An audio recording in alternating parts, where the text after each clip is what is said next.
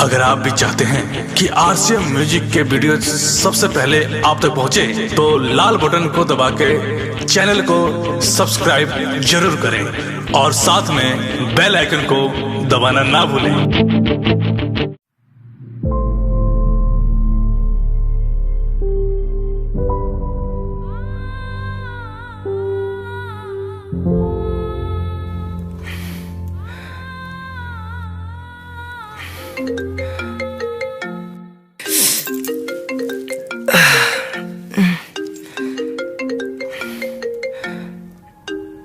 इतना रात के फोन कौन है? हेलो। हाँ भैया। कहाँ बोल सुमित, इतना रात की कॉल करा तारा? भैया भैया तू घरे आ जा। कुछ भइल बा का? ना भैया बस तू चल आवा। अच्छा ठीक बा।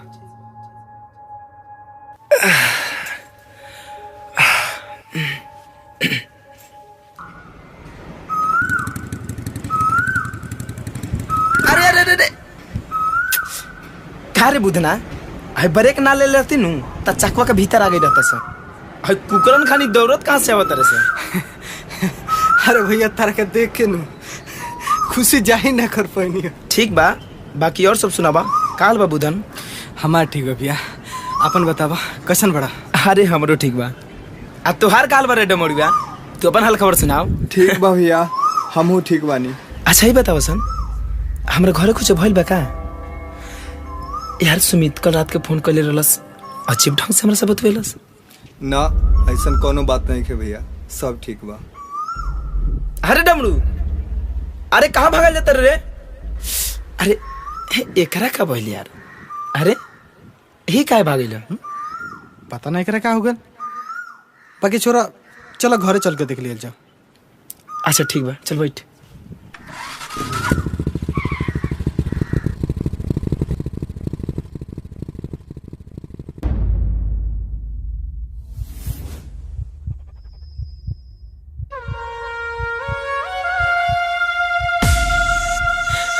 फुलवा ए फुलवा, भूलत खाने किस रे? ए बाबूजी, माई कौन ना हमसे बात करे खाती खाए नहीं क्यों बोलस रे? भोरे भोरे ओढ़ी के कुसुम रंग चादरिया, असुती के से जरिया। भोरे भोरे ओढ़ी के कुसुम रंग चादरिया, असुती के से जरिया। नजरिया हमसे काहे फेरे गुजरिया, नजरिया हमसे काहे फेरे गुजरिया। ओ माथे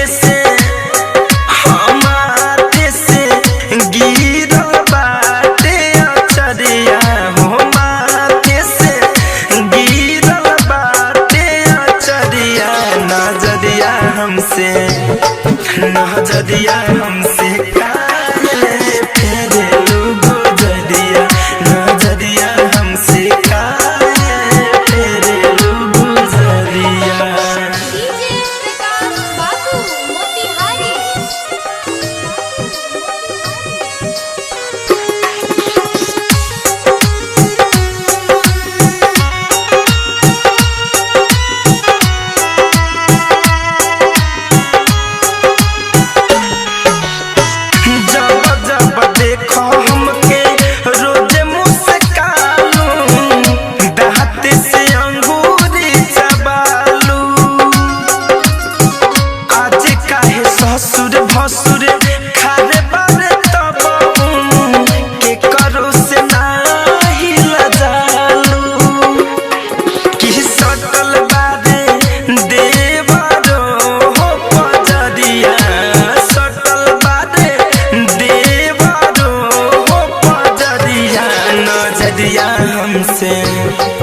नजरिया हमसे काहे फेरे गुजरिया, नजरिया हमसे काहे फेरे गुजरिया।